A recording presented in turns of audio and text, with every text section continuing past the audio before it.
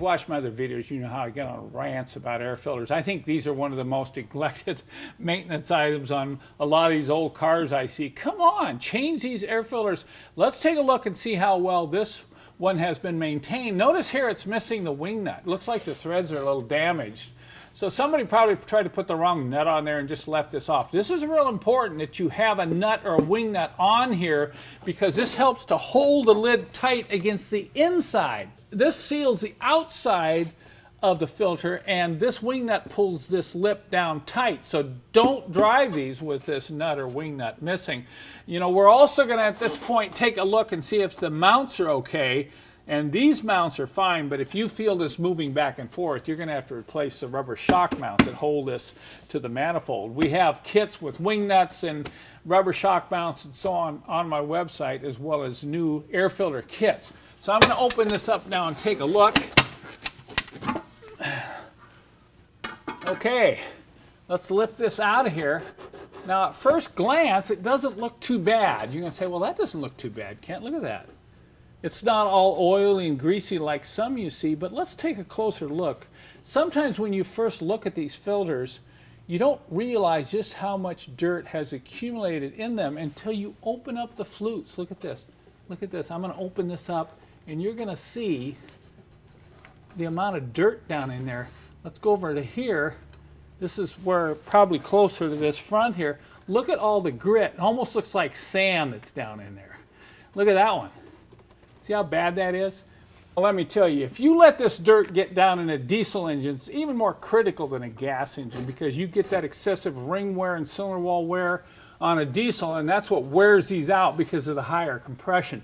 So don't be cheap with your air filters, particularly on these diesel engines. I'm going to recommend that you change these every 12 months or 12,000 miles, whichever occurs first. So this one's got to go. Even though it looked kind of okay when we first pulled it out, it's really filthy.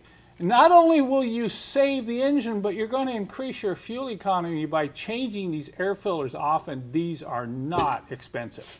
So after I get the old filter out, I'm going to, first off, just to be safe, I'm going to fold a piece of towel and put right over the intake hole there. We don't want anything dropping down there. You know, could have something from the hood drop in there.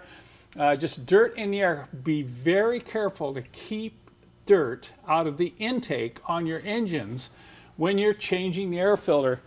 And I'm going to start out by vacuuming it.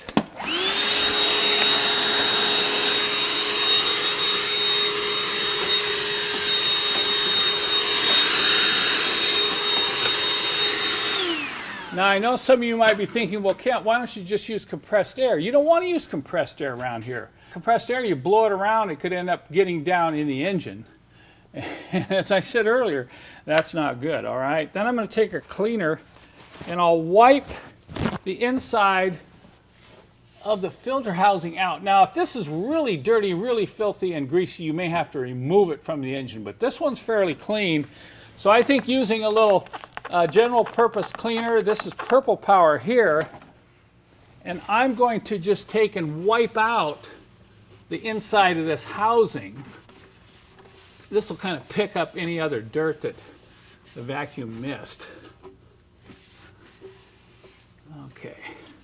Yeah, at least the housing's pretty clean, but you can see it gets pretty dirty down there. And then I'll hit it again with a vacuum.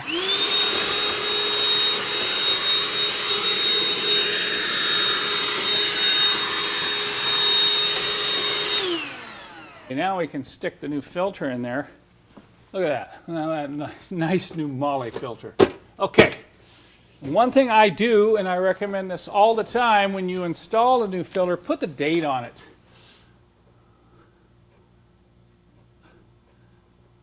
This will help you remember when it's time to change it.